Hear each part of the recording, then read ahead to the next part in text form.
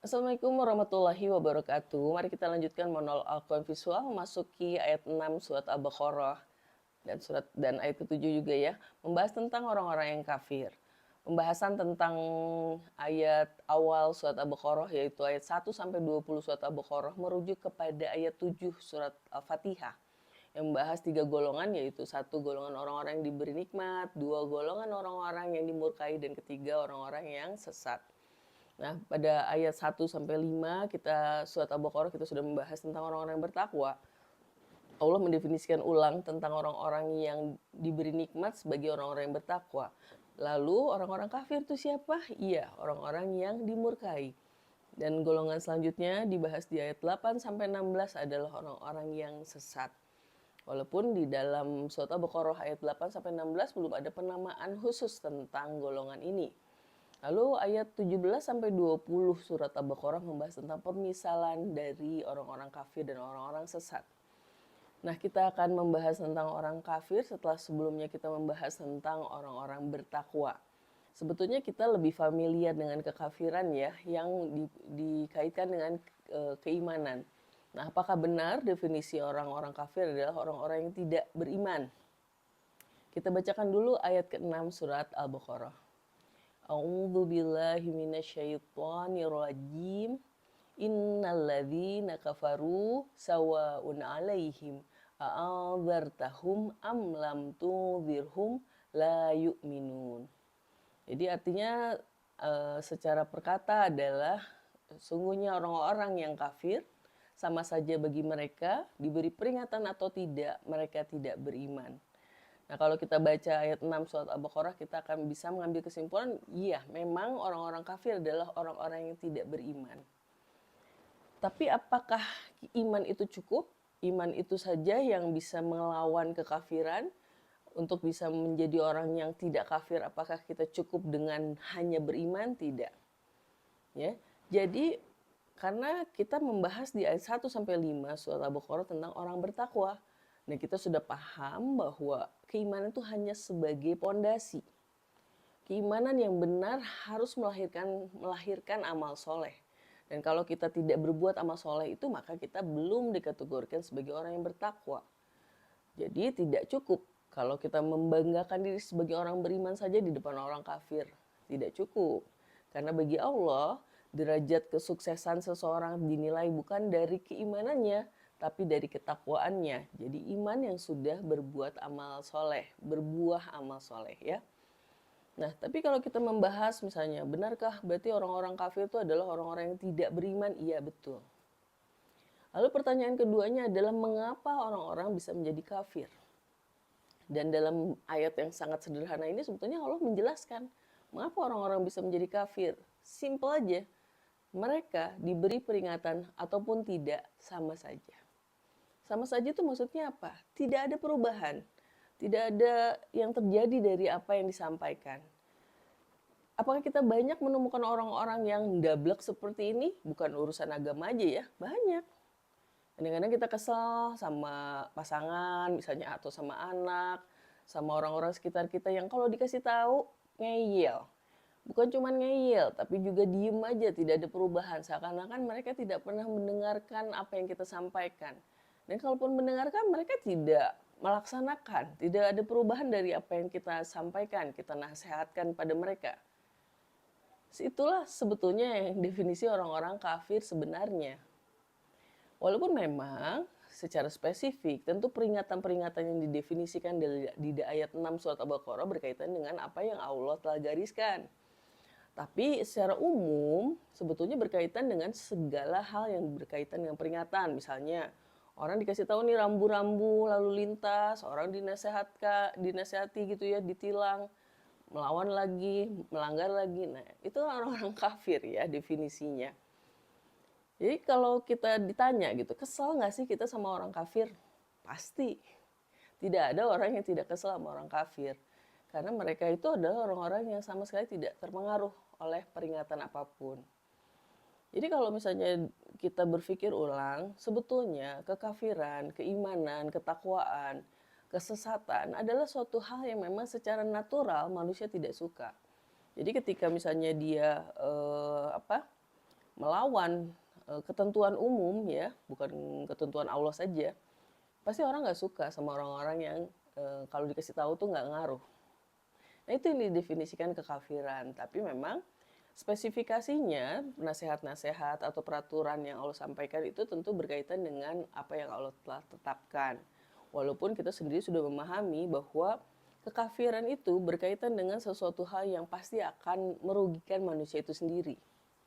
Jadi kalau orang ditanya, apakah orang boleh kafir? Nah, seperti yang kita pernah bahas ya, kafir itu bukanlah pilihan. Kafir itu adalah konsekuensi. Jadi ketika orang tidak mau mendengarkan nasihat, dia tidak beriman, ujung-ujungnya dia sendiri akan mendapatkan konsekuensi dari perilakunya sendiri, karena itu akan merugikan dirinya sendiri. Peringatan-peringatan, rambu-rambu, hukum-hukum, tujuannya kan untuk memanusiakan manusia itu sendiri, menjadikan mereka adalah orang-orang yang berkualitas, orang-orang yang bisa mengoptimalkan seluruh potensinya. Jadi tidak bisa dikatakan bahwa kekafiran itu adalah pilihan. Kalau bisa ditanya, memang banyak ya orang kafir yang masih baik-baik aja, yang masih ya sebetulnya bisa dikatakan tidak kafir sepenuhnya kafir ya. Dia tetap menghormati apa yang Allah telah gariskan secara umum ya. Walaupun tidak spesifik, misalnya dia menghormati Al-Quran, menghormati ayat-ayat Allah gitu ya. Kita harus menelaah lebih jauh tentang makna kekafiran. Tapi di pembukaan yang di awal ini ketika Allah memaparkan tentang definisi kekafiran adalah pembahasan secara umum. Yaitu membahas tentang orang yang memang sama sekali tidak bisa diberi peringatan, peringatan itu nggak ngaruh. Nah, kenapa kalau Allah membahasakan mereka itu adalah orang-orang yang diberi peringatan atau tidak sama saja, sedangkan manusia di ayat 7 surat Al-Fatihah membahasnya sebagai orang-orang yang dimurkai. Ya karena ada kaitannya ya, ada kaitannya perilaku-perilaku orang-orang kafir ini berujung pada yang hal yang membuat Allah murka atau marah. Nah ini sebetulnya sama aja. Jadi gini, kalau kita misalnya mengukur gimana sih, apa sih perbuatan yang Allah bakal marah atau nggak suka, Allah murkai, ya pasti berkaitan dengan apa yang manusia juga nggak suka. Nah kalau ditanya, manusia mau nggak sih, seneng nggak sih sama orang yang kalau dinasehatin tuh nggak ngaruh, sebel kan gitu ya. Lama-lama murka juga gitu kalau terus-terusan dinasehatin tapi nggak ngaruh. Nah jadi sama aja gitu, apa yang Allah pikirkan, apa yang Allah nggak suka, ya pasti manusia juga nggak suka. Karena memang ya kita tuh ciptaan Allah, jadi kita tuh pasti harmonis gitu dengan apa yang Allah tetapkan.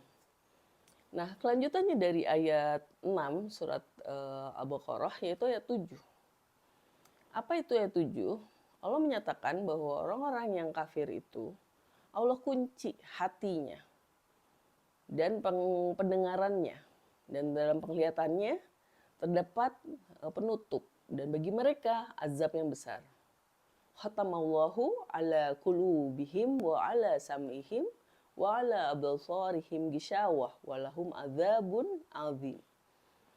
Nah, tapi kok udah ngomongin azab gitu ya? Kok dari awal membahas tentang surat Al-Baqarah, surat tentang orang kafir langsung membahas tentang azab. Nah, nanti dulu ya. Azab itu apa kita sendiri belum tahu. Tapi Allah menyatakan bahwa orang-orang yang terus-menerus tidak beriman, dia tetap tidak mau terpengaruh terhadap peringatan-peringatan, suatu titik Allah akan mengunci hati dan pendengarannya. Nah, kalau orang nanya, loh kok gitu sih? Kok nggak dikasih kesempatan sampai akhir aja gitu, sampai mati aja? Karena pada dasarnya ketika seseorang disampaikan suatu peringatan, di suatu titik dia memang tidak akan pernah berubah. Jadi dia akan terus stagnan sampai dia mati pun dia akan bersikap seperti itu. Maka ya udah gitu ya, pada dasarnya dia nggak akan pernah berubah.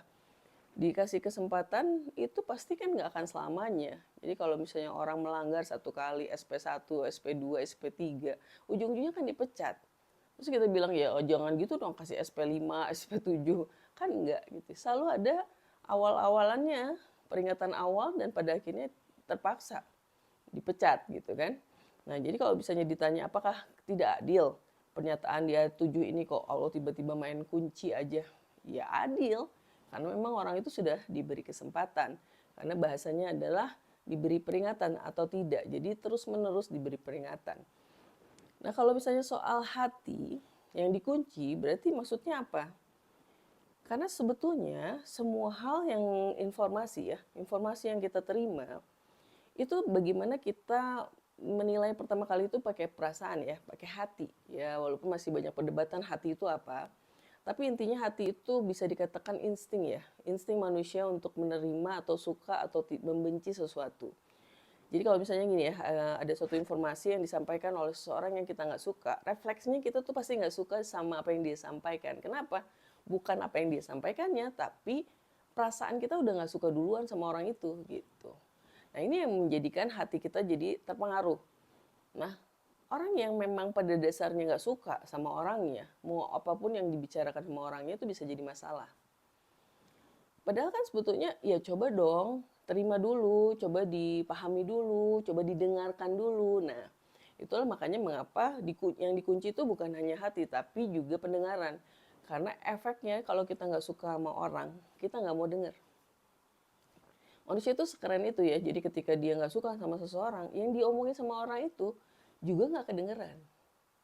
Nah, kalaupun misalnya orang itu pun membawa bukti yang harus bisa dilihat dengan penglihatan, juga dia nggak akan bisa lihat.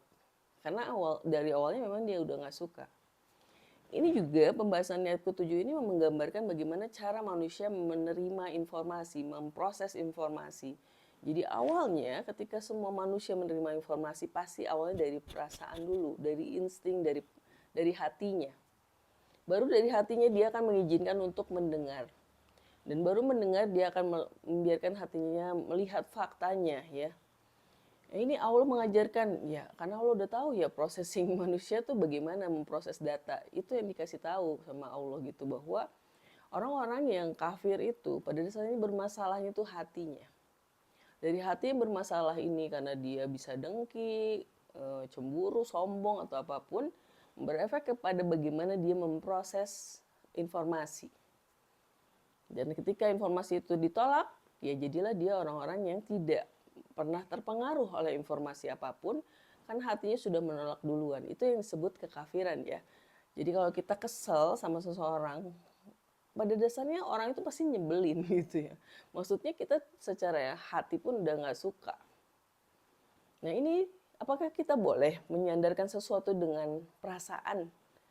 Karena kan kalau di zaman ini orang tuh biasanya selalu makanya pikiran gitu ya, wah harusnya dipikirin dulu dong, harusnya diproses dulu. Kok kayak kembali ke masa-masa zaman purba kala gitu yang mainnya tuh perasaan. Tapi kenyataannya memang perasaan itu adalah suatu alat yang sangat penting dari manusia yang sampai sejauh ini bahkan belum bisa dieksplorasi lebih. Yang bisa kita selama ini bahas kan tentang emotional intelligence ya. Tapi pembahasannya juga belum terlalu optimal, tapi sebetulnya kan sudah mengarah nih bahwa orang memahami bahwa IQ itu bukan satu-satunya yang jadi indikator seseorang itu bisa berhasil. Ada yang namanya EQ gitu ya. I, B, C, D, E. EQ. Jadi emotional quotient ini yang menjadi penting. Nah, Al-Quran sendiri udah bahas nih tentang emotional quotient ini di 1400 tahun yang lalu gitu. Bahwa hati inilah yang akan membawa seseorang itu ke arah yang sukses, menjadi orang bertakwa atau gagal, dimurkai, menjadi orang kafir. Nah ini ya, karena kalau kita bicara lalu bagaimana tentang orang-orang bertakwa, apakah mereka orang-orang yang hatinya baik, yang selalu mendengar, yang mau melihat fakta? Iya betul. Tapi mengapa di ayat Al-Baqarah yang dibahas justru adalah bukan tentang itu ya. Yang dibahas itu tentang keimanan. Nah, karena keimanan itu berkaitan dengan hati. Hati yang mau merendah, hati yang mau menerima keterbatasan. Dari hati yang mau merendah itulah muncul penerimaan terhadap mendengar ya. Mendengar itu adalah menerima apa, mengimani apa yang Allah turunkan kepada Rasul dan yang sebelumnya. Dari situ baru mau melihat fakta-fakta yang Allah paparkan sebagai sebuah kebenaran. Jadi walaupun Allah membahas tentang dua golongan yang memang tipe manusia ya, tapi pembahasannya itu tidak sama. membuat kita harus berpikir ulang loh. Terus apa kaitannya ya di dalam orang-orang bertakwa kok nggak bahas tuh tentang hati, nggak bahas tentang pendengaran dan penglihatan, tapi bahasnya tentang beriman secara umum, secara kegoiban. Ini menarik dari Al-Quran ya gitu, karena cara Allah membahas itu membuat kita tidak bosan. Dan selain itu kita juga kayak selalu ditantang untuk berpikir ulang tentang korelasi ayat yang sesudahnya dengan yang sebelumnya, terus definisi-definisi yang Allah paparkan kok beda, tapi kok begini kok begitu, dan itu yang terus membuat kita bersemangat tuh mempelajari Al-Quran, karena banyak banget gitu insight-insight, banyak banget teka-teki yang harus dipecahkan, yang membuat kita ya terus aktif berpikir. Itu ya yang dibahas di ayat 6 sampai 7 surat Al-Baqarah yang membahas tentang orang-orang yang kafir. Ini adalah satu kategori kedua dari manusia yang seperti kita gariskan bahwa ini bukan pilihan, ini adalah konsekuensi. Jadi sebetulnya kalau kita ditanya balik lagi, apakah manusia itu sebetulnya semuanya harus bertakwa? Iya. Jadi tidak ada tuh yang namanya orang yang diciptakan untuk kafir, diciptakan untuk sesat, tidak ada gitu ya. Karena semua orang pada dasarnya adalah semestinya menjadi orang-orang yang sukses, yang Allah pengen semua manusia itu sukses dan menjadi orang-orang yang bertakwa. Bahwa kekafiran hanyalah sebuah konsekuensi dari mereka yang tidak mengoptimalkan hati, pikiran, dan perasaannya dan pendengarannya, yang menjadikan mereka orang-orang yang tidak terpengaruh atas nasihat-nasihat yang Allah telah sampaikan. Ya, itulah pembahasan dari ayat 6 dan 7 surat Al-Baqarah. Insya Allah kita lanjutkan pembahasan tentang golongan ketiga, itu orang-orang yang sesat, di episode selanjutnya. Terima kasih sudah menyimak. Assalamualaikum warahmatullahi wabarakatuh.